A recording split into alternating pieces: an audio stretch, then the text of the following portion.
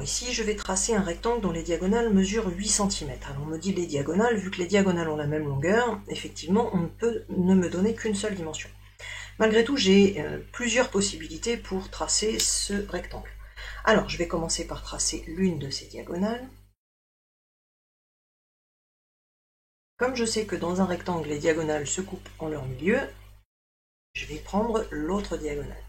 Donc les diagonales, non seulement elles se coupent en leur milieu, mais elles ont même longueur. Donc il ne me reste qu'à en tracer une deuxième,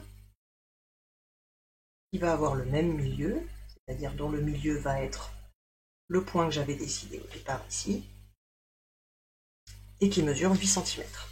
Donc là, j'ai tracé un rectangle dont les diagonales mesurent 8 cm. Alors effectivement, mon rectangle, il peut avoir plein de formes différentes ici, et on dit bien trace un rectangle. Je pouvais très bien, donc je vais refaire la même chose, c'est-à-dire que j'ai un rectangle dont les diagonales mesurent toujours 8 cm. Donc 8 c'est facile parce que la moitié c'est 4, et ici je vais choisir donc tracer une deuxième diagonale qui mesure aussi 8 cm, dont le milieu est au même endroit, mais vous voyez que mes diagonales, par rapport à tout à l'heure, l'angle que j'ai ici n'est pas le même.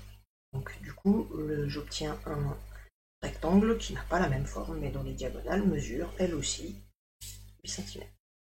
Et hop. Et voilà, j'ai terminé. Bien entendu, j'ai une infinité de possibilités pour tracer ce rectangle.